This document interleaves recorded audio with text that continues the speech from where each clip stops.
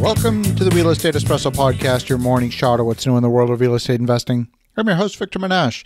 This is the weekend edition where we interview notable people from the world of real estate investing. Today is no exception. We have a very special guest today. He's a repeat guest. He's none other than Mr. George Ross. George is best known for his role as Executive Vice President in the Trump Organization, having worked for Donald for close to 47 years. He's been a judge on the TV show The Apprentice. He taught at the law school at NYU for over 20 years. He's the best-selling author of 2 books on real estate and negotiation, and he's represented some of the most famous and wealthy families in the New York area. When I go to New York, it's hard to go more than a couple of blocks without George having a first-hand story of a specific building or landmark. George, great to have you here. There we go. That's good. Good to see you. Well, George, what an incredible week. Today, a new president was inaugurated. What are you feeling? It's going to be mixed up for a while. Right now, if I were in business, I'd like to get into the crystal ball business. I think that would be very good for the next few months or a year even. It's just you sell out everyone you have. The big problem they have is that getting this COVID under control, and the effect that it's going to have on business or investing is it's anybody's guess right now. Absolutely. I mean, if you look at, for example, the hotel industry, we're probably not going to see a return to travel till the second half of the year. I mean, how many businesses are sitting enough cash to withstand a 60% decline in revenue for 18 months? No question. No question about it. What's going to happen there is it's mind-boggling. I mean, it's not only the hotels. What about the cruise lines? We've got all these the ships that huge expenditures. And, when are people going to start taking cruises? It's not a mess. It's so unclear. So everything that you do is going to be a guess. And people are. I'm concerned with the smaller businesses. Yeah, absolutely. The bigger ones, they'll survive. A lot of them have a lot of cash that's been around, and they've also had major companies that have bought into it that own shares. So I think on the long run they'll be okay, and I think that they can get a lot of money from the Fed on very low rates. You're going to pump money into the economy like you've never seen. But what effect does that have in the future? We don't know. It's scary times. I'm staggered by Janet Yellen's pounding on the table that, spend faster. I mean, especially considering her prior role as Fed chairman. Yeah, is that interesting? It's shocking. What's interesting is how fast they change. Yeah. Depending on which side you're on. It's the philosophy and the what they predict, and just it's amazing. They get on the other side. Oh yeah, now we'll spend all we want. So George, what's your perspective? We won't spend too much time on this, but obviously we've witnessed some incredible things that we never would have predicted over the course of the past month. Donald perhaps better than anyone else on earth, at least from a business perspective. Is he? I don't know. What's your perspective? What are your thoughts? Has he lost his marbles? No, he hasn't lost his marbles at all. It's part of the character. He can't stand defeat. It's just not in his makeup that he could lose and be a good loser. It's not his style. Not if he lost, there's some reason. There's something involved. It couldn't be him.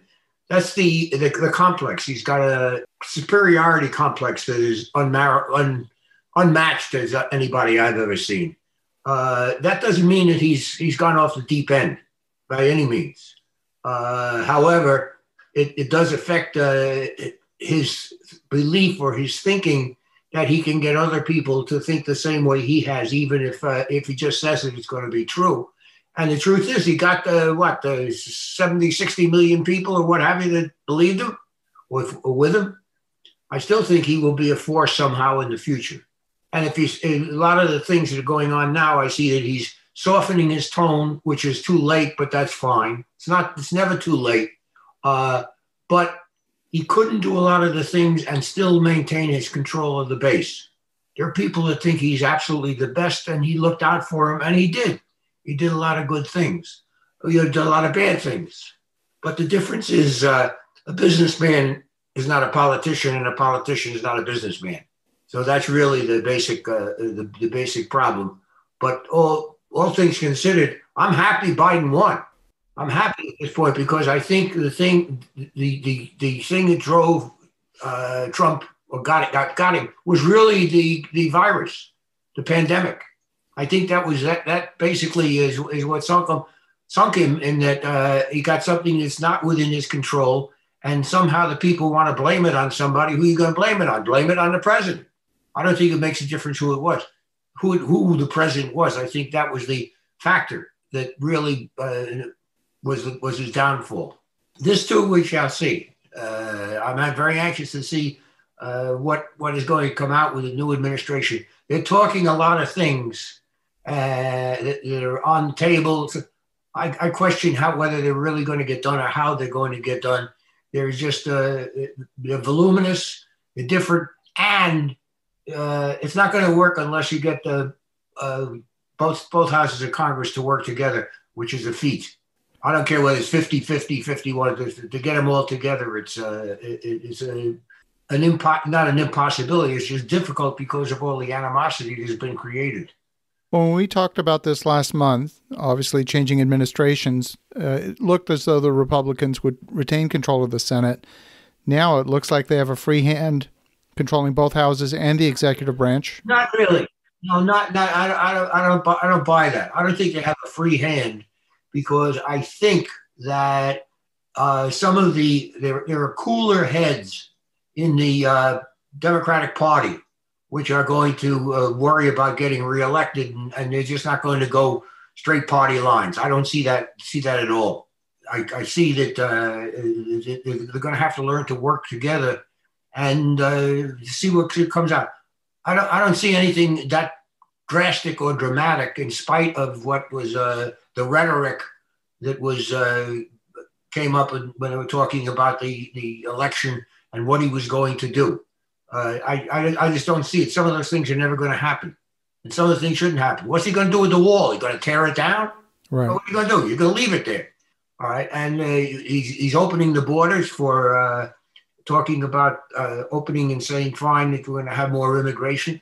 That's going to backfire. That's a problem. It's going to be. So a lot of the things that I hear or was said, I don't believe will come to fruition, and maybe they will, but it's going to be a lot longer, and it's got to be put off until they get the COVID problem on some degree of control, because it's a mess, and with all the businesses and what the effect it has on business and the effect that it has on people's lives. They don't trust anything anymore. They don't trust the government. They don't trust the vaccines. They don't trust anything that is being said. They've had too many different variations of the same concept or the same theme. They're just totally suspicious of everything and everybody. That's no way to run a country. There's no doubt that Joe Biden has come out swinging today. He is going to be canceling the permit for the Keystone Pipeline. The fact is the oil is going to continue to flow. Instead of flowing safely in a pipeline, it's going to be traveling by rail car. Oh, you figured that out. You figured that out. I can't believe it. The rest of the people don't figure it out. Yeah. Just going to go by pipeline. So what will happen? So the oil will go with a different one. It'll go with trucks or with cars, and the price may change. So it'll go up. But it's not going to stop. Well, that's right. I mean, it's probably happy because Burlington Northern Santa Fe is going to be carrying all that oil in tanker cars. Mm-hmm. But it's not safer. It's not saving the environment. No, it's not. It's not a question. That's saving face. That's saving face. You're not going to see you're not going to give up fracking, and they're not going to give up the oil. You're not going to end up giving up all your cars operating on gasoline for the next 20 years. Maybe it'll happen in 20 years, but it's not going to happen in the next 5. So a lot of the concepts which relate to the Green Deal are fine ideas conceptually, but they don't work, and monetarily they certainly won't work. So it sounded good, and that sounded good, and there were a lot of people that were enthralled by what was being said, but most of them are the younger people. They're just unhappy with what's going with the way the country has been run by the politicians, and I can't blame them. So I think that was one of the reasons they turned out almost en masse. And if you told them, fine, I'll give you an extra few $1,000s, you don't have to work, I think they'd probably agree with it.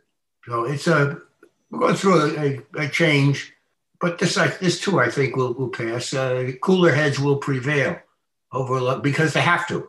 When you get down to the mathematics that are involved and you get down to the dollars, and if you want to keep a vibrant country with people working, you're going to have to come up with concepts that work for everybody or work for the majority of the people. I think Trump's biggest push, what he appealed to the middle class, to the people that felt they weren't in the upper class, they weren't in the lower class, they were middle class, but everybody's ignoring them. And he was their voice. Now who's their voice? I think they're not going to go to the hard left. They're not going to go to the hard right. They're still there. And so you're going to have some way that the politicians are going to appease that group, because if not, they're going to be out of office in 2 years. I don't know if you noticed, but in the House, the Democrats lost quite a few seats. They absolutely did. They did. And everybody said, oh, well, yeah, we still have the majority. But that's an indication that in the lower areas of the various states, the people are not listening to what's going on solely by party. They're now interested in what's going on in my area, my county, and my community, and my city. So it's different. And I think that you're going to have that effect is going to come back to haunt, not to haunt. It's going to be part of the politics in the next few years. Now, one of the things that's been talked about, obviously, the Democrats are looking at raising taxes in a number of ways, and not just things that would affect residential real estate, but more importantly, commercial real estate. Talking about higher tax rates for inclusion rates for capital gains, talking about step up in basis, talking about lost carrybacks being eliminated, all these different things, eliminating the 1031 exchange. Yeah, but again, when you get down to they're all fine. But that's what they say is talking points. The idea of soaking the rich to help the poor has been going on for years, and it will continue. But a number of things which are being proposed. So you don't do a 1031 exchange. So what? That was a convenience for somebody to save the capital gains and nevertheless change the properties that were involved. But same thing with the capital gains. If you reduce the capital gains rate, so people won't sell, right? Or they'll sell sooner. They just won't they won't go along with the capital gains. So a lot of these things would come up. Yeah, they'll have an effect. But if in fact you cut off capital gains, and I'm not saying they should or they shouldn't at this point, but if you make it attractive, what about the taxes you're going to get from the sale from the capital gains if people don't sell? So there's a source of income. So it's looking at it from a different perspective. You have to say also, what is this income producing for the government? If the answer is yes, they'll probably do it. And they'll do something along the lines. And when the tax people look at these things very carefully, they're going to come up with some ideas, not necessarily or in any way connected with what was proposed or said was going to happen with the Democratic Party to get elected. Yeah, that makes sense. And after all, if 1031 is gone, Opportunity Zone still exists. There's another vehicle, right? So what is it? The 1031 was the equivalent was to avoid a capital gain. That's all. So I put it off. So I swap properties that I think are better, and I won't have to pay capital gain. Now, what it does affect, if I swapped it at this point, there are still taxes on recording deeds and transfer of property. So you lose that. I don't see it as being a major element, but I wouldn't say no. I wouldn't say yes, but I would take whatever they said they were going to do with a whole sacred salt, because I just don't think it's going to work when they get somebody to put the pencil to the paper and figure out what's it going to cost. Yep. On a basis, how is it going to bring in more income to the government, which needs the income because of the amount of expenditures that they borrowed for COVID. So you're going to look at something, how do we induce more income, more taxes? Not how do I restrict business? Different concept. Yes. But having said that, real estate is still the way to go. That's not going to change. In my estimation, it's going to be there, and it's about the safest investment that you can have for people who know what they're doing. The people always have to have a place to live, a place to work. And over a period of time, there's always been an appreciation of real estate. And I think that is good. I do think that if in the short term, certainly, there are going to be some very attractive deals, because the same concern which you and I are talking about now is triple it for the average person. You might say, maybe the time has come to sell and get the cash and do that. You need that thought process for a lot of people to create a very attractive investment opportunity. That's my feeling. Well, I don't know it's okay, but that's what it is. I love the perspective. But having said that, I would suggest to all of them that are now on us, and especially those that will join us on the next go-round, that reserve judgment. Don't move so fast. A lot of things that were said are not going to happen. A lot of things that weren't said are going to happen. So just sort of hold back a bit before you do anything drastic, to let the smoke clear and become apparent which way it's going to go, which way things are going to go. And I think you're going to see a lot different than what was said. Wow, I love to hear George's opinion. You definitely get the sense that George has a very balanced perspective on the politics in Washington. He's not blindly for or against any individual. He sees their strengths and weaknesses, their approach to problem solving, with a full understanding there's no single right answer, just pros and cons. Sometimes you have to make decisions that will result in winners and losers, and that just comes with the territory. As you think about that, have an awesome rest of your day. Go make some great things happen. I'll talk to you again tomorrow.